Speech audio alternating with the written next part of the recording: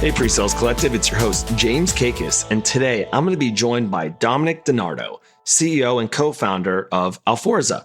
The topic of today's episode is life after pre-sales, and I am so excited for today's episode because Dominic is a legend in the world of pre-sales. Dominic spent over 10 years building pre-sales at Salesforce.com, has gone on to be a VP of sales at Veeam Software, a GM at Velocity, and now running his own company at Aforza. And so today we're going to talk about his journey and why pre-sales professionals can really be anything in the go-to-market organization. We'll talk about his transition to sales, his transition to GM and CEO, and how pre-sales really was the backboard and foundation of the success in his career. Enjoy today's episode. Today's episode is sponsored by Avneo. Feeling a little overwhelmed in your bid management? Thinking there must be a better and more efficient way to manage RFPs, RFIs, and security questionnaires? Look no further than Avneo RFX, a Salesforce native, fully automated RFX solution designed to help you win more of the right business. To learn more, head over to avneo.com or search Avneo in the Salesforce App Exchange. Dominic, welcome to the PreSales Podcast. How are you today? I'm doing really well. Thanks, James, for having me. It's my pleasure to have you on the podcast. As someone who's been in the profession for quite some time, your name has come up multiple times in conversations and talked about as like someone to look up to in terms of career paths and has done it in multiple companies. And so I wanted to reach out to say, hey, come to the podcast and let's talk about your pre-sales journey. So here you are. I really appreciate your time.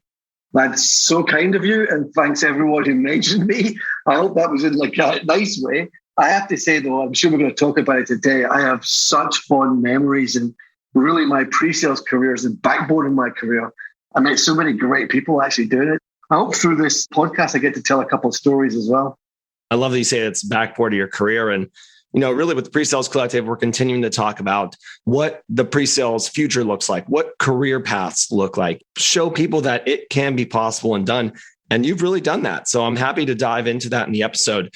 Maybe before we get started with today's topic, life after pre-sales, let's maybe talk about your career journey a little bit. Can you tell us how you got into pre-sales? I guess like a lot of pre-sales people, I didn't really know what it was till I was in it. My career really was in stages, I guess. It was like a pre-Salesforce stage. And then Salesforce, I had a background in computer science degree. I worked for companies like Shell and IBM Tivoli.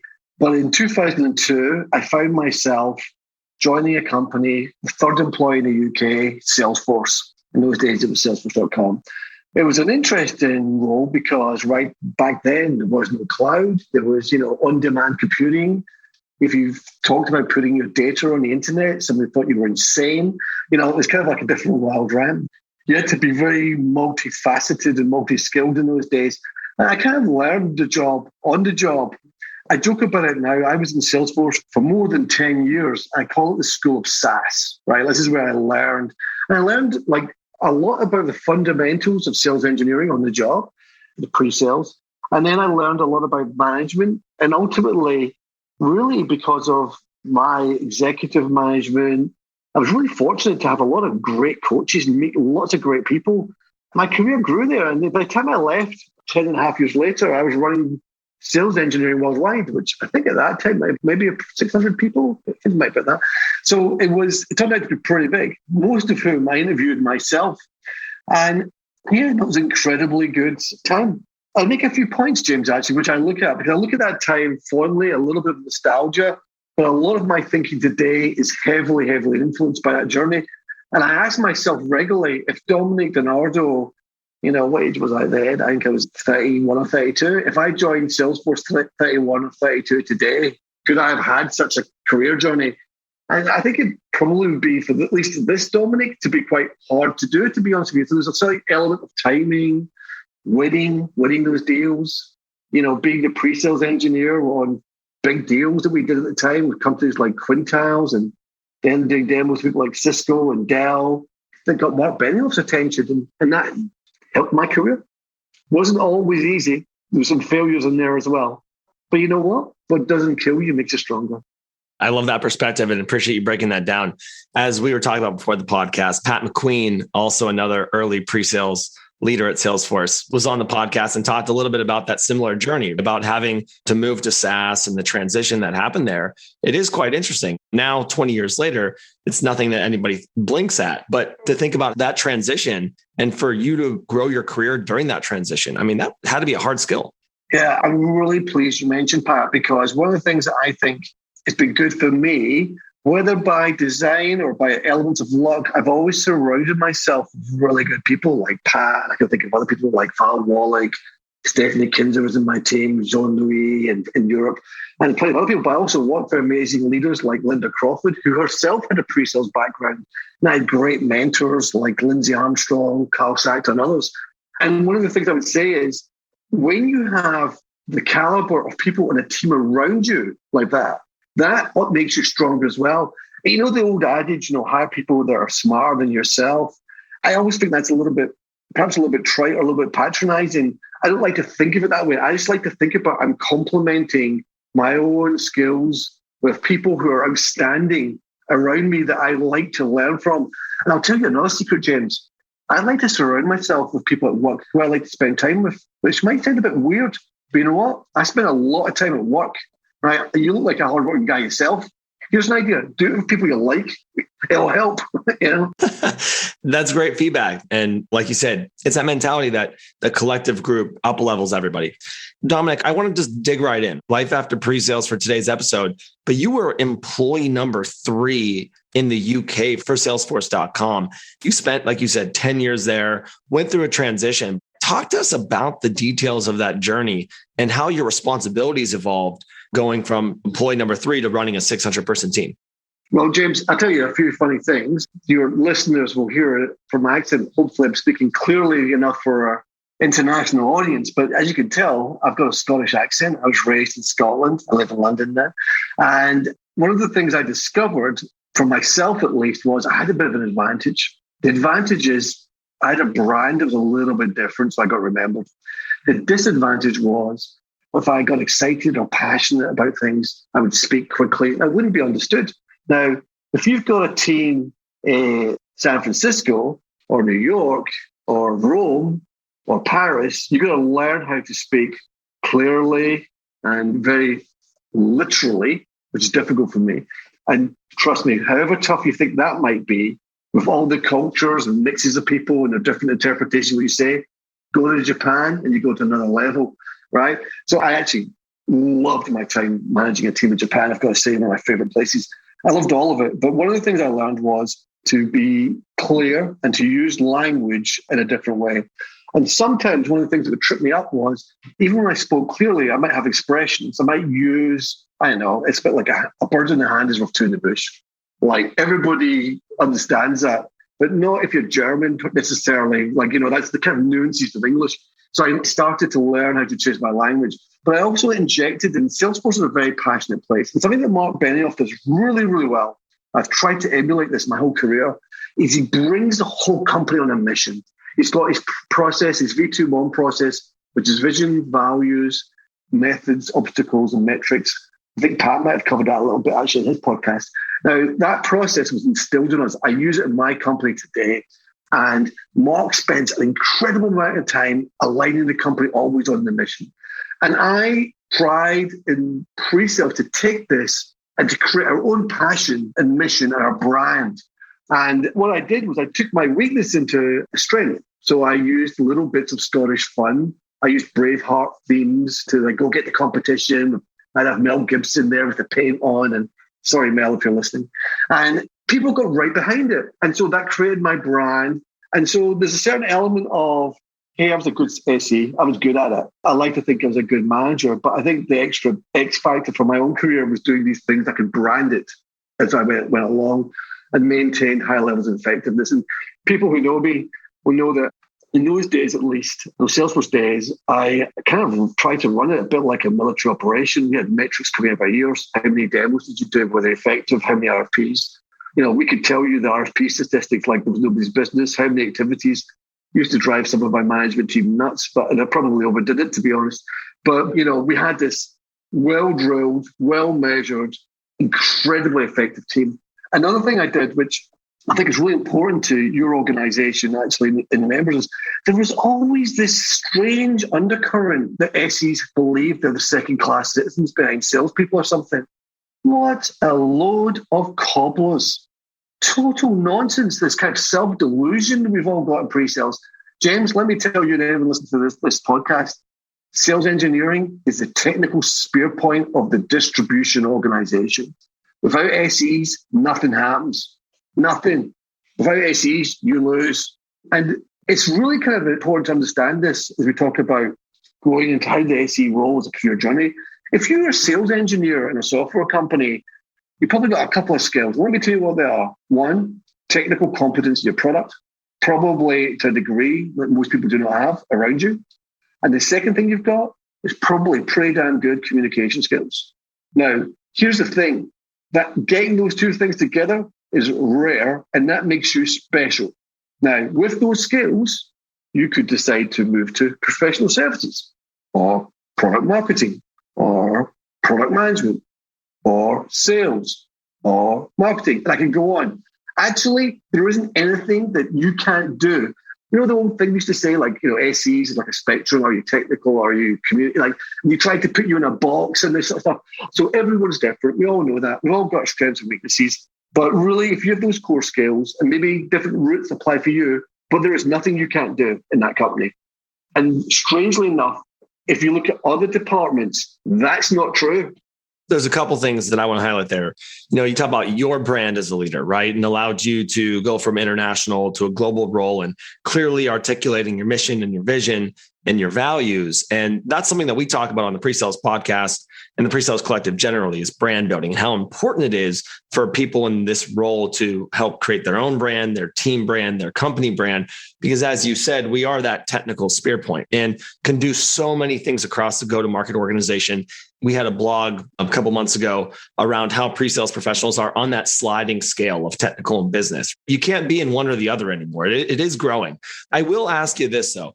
I think that companies like Salesforce.com do a pretty good job of giving their SEs, that seat at the table.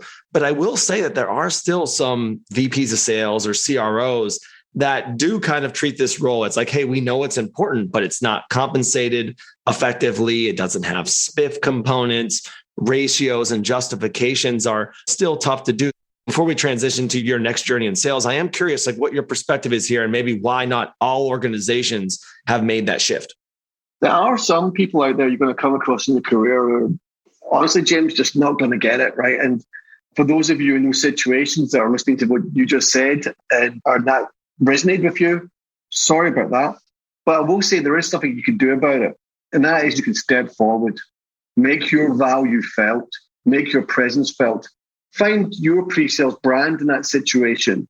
Make everybody around that recalcitrant, insular leader that you're dealing with who doesn't get it. Everyone around him can get it. And you can be positive and competitive. Look, actually, James, I'm going to tell you my career secret because I didn't say it actually earlier. My career secret for my success in Salesforce, it was dead easy. I knew I was joining an American company. I had an American wife. I kind of knew American culture.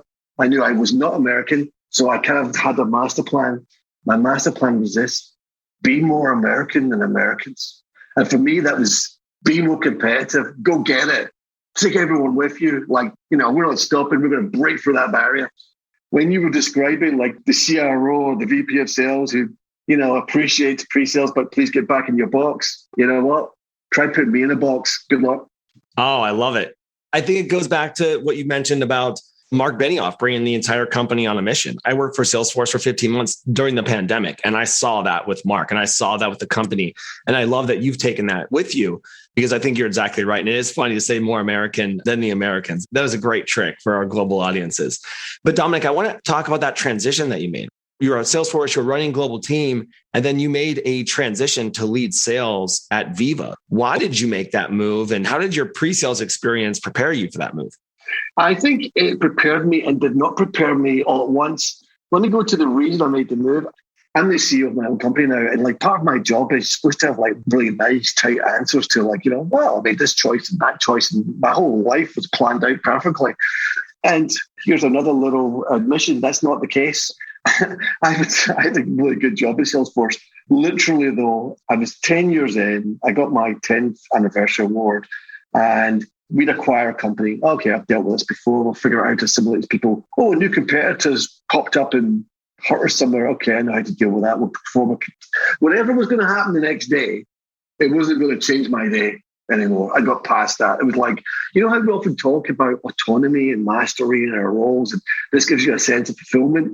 Let me just tell you something, in my opinion, once you have the autonomy and mastery for a little bit too long, it's not fulfilling. You've got to change.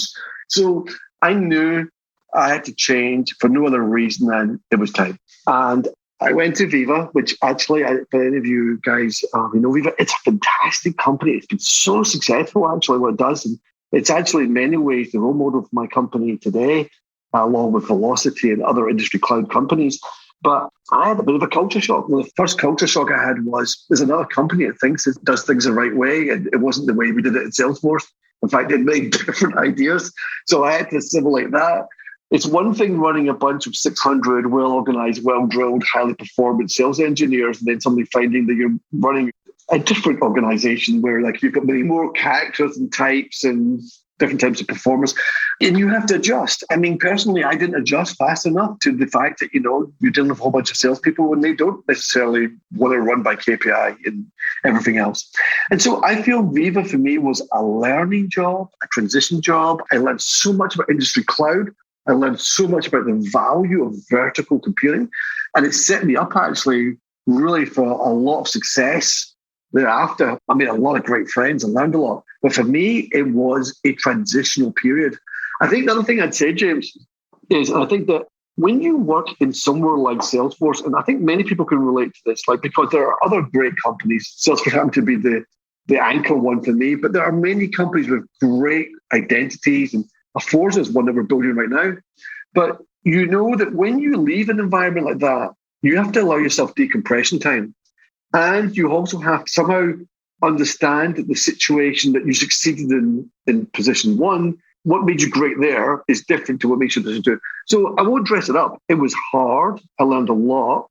And then I went to Velocity, and I did something which I've done a couple of times in my career, which I've never been intimidated by, but actually I find it strange because lots of people worry about this. I just went back to square one. I mean, I had a good job title straight away, but there was nobody there. I was employee number one in Europe. I've never been scared of go back to square one and do the whole thing over again. So I hired some great people. We got the ball rolling. We started making sales. And what I found myself through Viva and Velocity was I really enjoyed this general management. I really enjoyed the fact that I've put the whole jigsaw together, like professional services, sales, marketing, like the whole thing, bring it together. And actually, my current job, actually including R&D. But you know what? Going back to square one and bringing people with you, not so much intimidating, hard work, but like that's what it is. It's work. It's just work. Doesn't mean it can't be done. Just do it, You got to put the work in, right? The work has to come. And, I think it's so interesting that you commented on, and I've heard this before, is that you were at a place like Salesforce and the playbook worked. You ran the playbook. There was institutional buy-in to that. And when you go somewhere else that maybe doesn't have that same playbook, you sometimes have to question, it's like, was the playbook at Salesforce the right playbook for Viva or Velocity, or do we need to make those adjustments to that playbook? And I think that's where I've seen people get caught up in their careers is like, hey, we did it this way here, so it automatically is going to work here. But that's never reality at the end of the day. You can always pick and choose some of it, but never the entire thing. It's like Peter Gassner made a remark, actually, he's the CEO of Viva, made a remark stuck in my brain, which is like, there's many ways to achieve something. It doesn't have to be that way. Yeah. And it's kind of obviously right, I'm so interested in your MD experience as well, because I think that as pre-sales professionals, because we're so collaborative and work with so many different departments, that type of COO role or MD role is something that really fits well to what we do, just because there's so many like multiple pieces. And you talked about the puzzle, putting that puzzle together. Was there ever like an aha moment when you're building that team Velocity and you're like, wow, my pre-sales experience here and here and here really allowed me to put that puzzle together to be more effective in my role? Yes, I kind of felt like I had a bit of a head start in Velocity because the company was built on Salesforce architecture. So just fundamentally, I understood it, right? So I understood the technology. And I also understood, because of my experience in Viva, then the complete market dynamics of how to run a partner company building on a platform. So I understood that. And then the other thing I would say is that because of all that time in doing those things, I then had a network of people I knew. So if you sort of like, what I'm trying to say is I start assembling, you've got the knowledge. I think it's also something which is about, James, is about SEs need to have a self-awareness about their own potential that sometimes they don't realize in themselves. I think there's a lot of underselling of ourselves as a community. But of course, so you know the technology. In fact, you probably know it better than most. You actually just spent years of your life with a whole bunch of salespeople. You know who's good and who's not, and you know who's going to get it and who isn't. So you know that. When you think about it, you have literally, as you just were saying in the question, you've been working the whole process, at least from the field side of things, right? From the customer facing side of things, your whole career. And nobody knows it more than you. In fact, you were the anchor person through the whole lot of it. So what you want to do now is just take all that knowledge, and if you've got that leadership, management spark in you, just elevate a little bit and pull all those things together and assemble the team. It's kind of funny, like we used to do the emotive images and slides, the Avengers Assemble or something. We'd have all the messy thing. Podcast listeners can't see James laughing back at me, but I think I'm probably describing a slide you probably saw somewhere or something. But you know what I mean? It's like SEs love that kind of stuff, right? Well, we just do it for the company, and do it as an MD in a region or do it as a CEO. And you have, I think, those foundational skills. You've been doing it your whole career. You're just doing it a slightly different way. And I'll add something else, James, that I think SEs naturally do that they don't realize about themselves. Now, not always, greater and less extent, like everything else, but SEs typically have an understanding of the technical architectural landscape that they're operating in. They'll understand the competitor's positioning, they understand theirs. They actually probably think in their own heads, they're all playing chess with this company might do that, this company will do this. And they kind of know how it might evolve. And they're probably pretty good at making technical predictions about how things are going to pan out. Now, if you think about that, that's a valuable strategic thinking tool, right? You've got probably the foundation of if you become a CEO. I think that company will not ever solve that problem. They're going to be distracted by X. Actually, I'm talking a bit from recent experience, because when I founded Aforza, I made a lot of calculations about who would do what and how long it would take. Turned out I was right. I didn't do anything that any other SE wouldn't have been able to do. You kind of know, you've seen the patterns, you understand it. And I think there's kind of I'm trying to think of the right analogy. Is it like a sailor who can feel like the wind or something, like the way it's going to blow? Like if somebody who's experienced that, you know what I'm trying to say? A bit like that. And I think that we as a group have that instinctive understanding of how it'll play out. And then I think the trick is, if you understand how it can play out, can you influence it? Do you have that bit extra there, that little bit of extra X factor? Can you influence it? My belief is there's probably more hidden gems in the SE team than anywhere else. I can agree to that. And I think to your point on influencing, I think a lot of times SEs don't typically raise their hand and raise their voice when things maybe aren't going well. We tend to be a bit of a persona that's like, okay, we're going to go and do what's right for the customer, right for the team, and right for the organization. Sometimes when it's not right for us.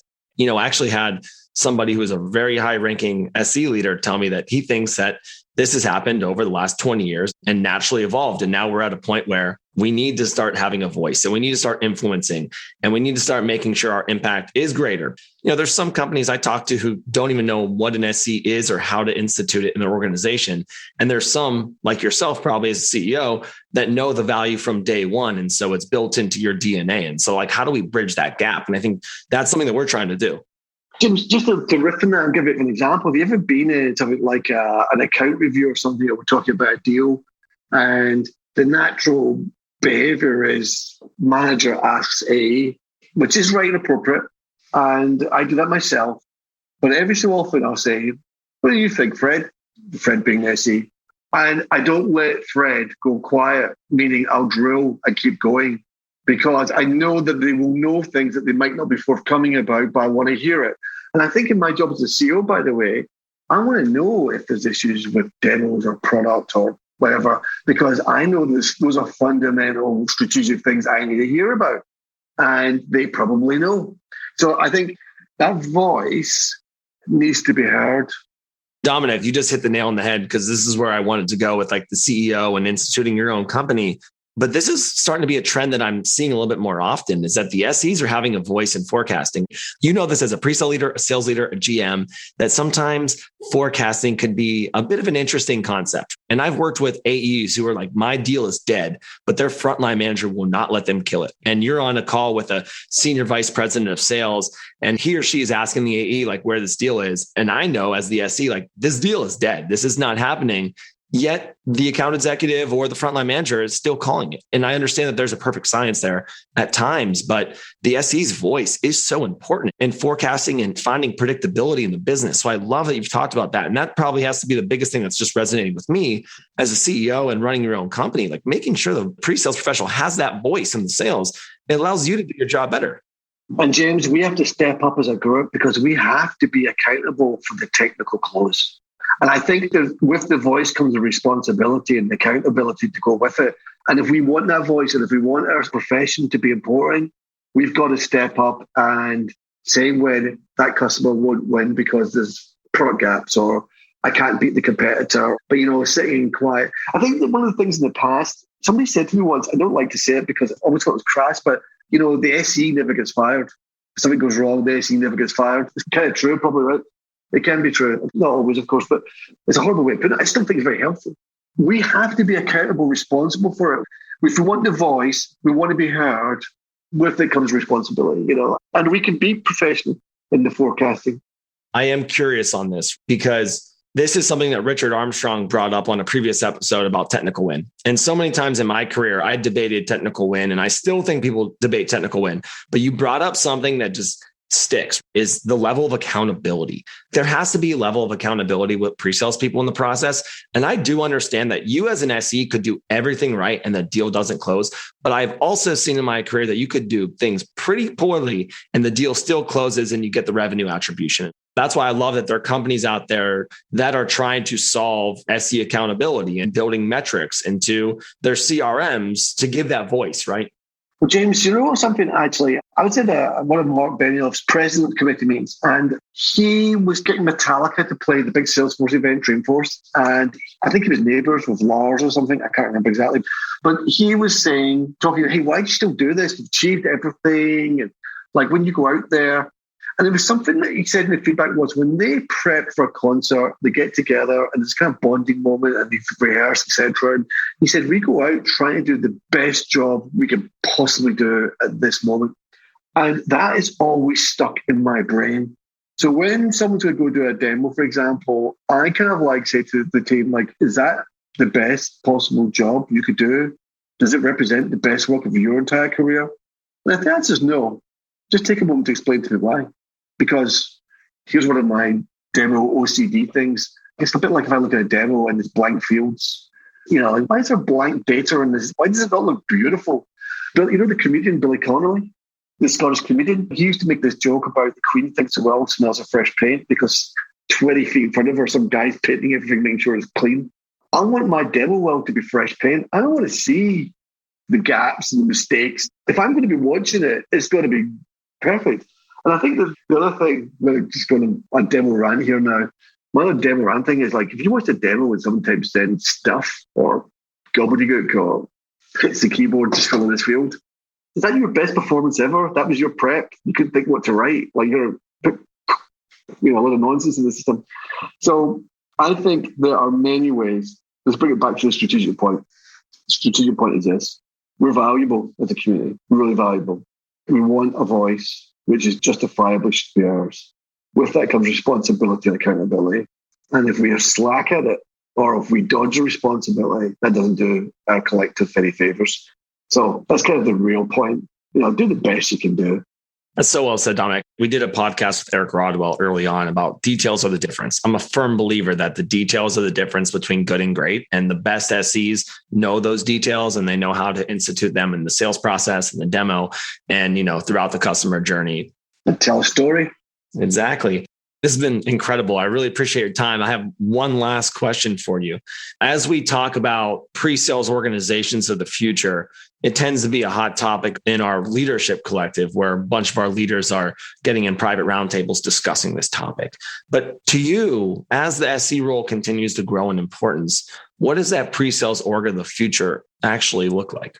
Yeah, I think this is a really interesting question. I myself and Aforza are trying to hire SEs in the United Kingdom, United States. So if you're an SE listening to this and I found anything I've said remotely interesting, look me up, please. What I was going to say was, what does it look like in the future? Well, I think that I'm going to answer your question a little bit indirectly. Let's talk about what sales is going to look like in the future. Because I think the days of when the sales guy came with the SE, brought the cookies and sat down and made friends with everybody and like, hey, buy some drinks or something and just smiled at everyone and became your best friend, that doesn't cut it anymore. So I think that sales, and certainly if I look at my own organization, everybody can do a demo. Everybody. In fact, for fun, if you go on Aforza's YouTube channel, you'll see that there's one of our employees has his 8-year-old daughter giving a demo. It's phenomenal. So cute.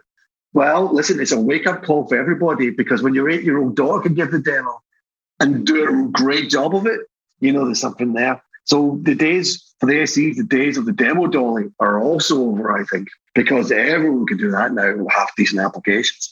So I think that people do not buy the same way either. They want to talk to subject matter experts. And actually, worse than that, they want to talk to differentiated subject matter experts because everyone's got the case studies and the knowledge and the expertise. So I actually think the world ahead is quite tough, actually. I think we're going to have a real challenge finding the talented people we need. And I think that sales engineering organization in the future will remain increasingly important, probably because it will be, as it is today, a rare skill. Honestly, it's a rare skill. If you happen to be an SE, you might think there's thousands of us, but actually, compared to everybody else and who can actually do that job, you're quite rare. So I think we'll see that sales engineering will drift up towards enterprise-centric work. I've got a belief probably that specialist skills will end up in SE organizations. But I think the more general message I would say is you should assume that more SE lightweight functions will be done by everybody else. I've always had a fundamental belief in my career that when an AE walked in a room and said, hey, here's my smart person, they're going to lead the conversation, they just killed all their credibility. And it's hard to build that up. So I love that you talked about the role of the AE changing in terms of that answer. And then the SE not being the demo jockey anymore, or the demo monkey, or whatever example you want to use. This role has to elevate. Dominic, thank you so much for your time today. I really appreciate your perspective. It's been incredible to hear your journey and hear your perspectives. Good luck. Continue on your path as CEO in your company. And we'll keep in touch. Thanks for your time. James, thanks so much for inviting me. I've really enjoyed it. And I think the work you're doing is terrific to you and the collective. Really appreciate it. See you next time, Dominic. All right, PreSales Collective. I hope you enjoyed today's episode as much as I did. I mean, it's amazing to hear from Dominic and his journey and his perspective, and really how pre-sales individuals can do so much within an organization. Dominic talked about what separated him, and that was his brand, his ability to communicate. He joked about being more American than the Americans. But most importantly, he brought that entire company and his entire team on the mission. And it's something that Mark Benioff has done well at Salesforce. And some of the best leaders do is giving meaning to their work. And as a pre-sales leader, we have such an impactful role that touches so many parts of the organization that we could really fundamentally institute change and improvements to our organization. One of the things that Dominic challenged us to do was step forward and make value felt within our organization. Understanding that the pre-sales role makes such a massive impact and being held accountable for that impact is important too. Again, we talk about strategic seat, the executive table. We need to be fundamentally measured. We need to know how to measure the sales engineering role and its impact to the business. And I love that he talked about the SC really understanding the technical landscape and really playing chess. And that's where we find our value. And what was interesting is at the end of the episode, Dominic talked about the future of the role in terms of the account executive, in terms of the other go-to-market functions. As buying and selling changes, it will be so interesting to see this. I truly believe that pre-sales is the center of influence and will grow in impact within the organizations from small startups to scale-ups and enterprise business. All right, Pre-Sales Collective, as always, I will see you next week.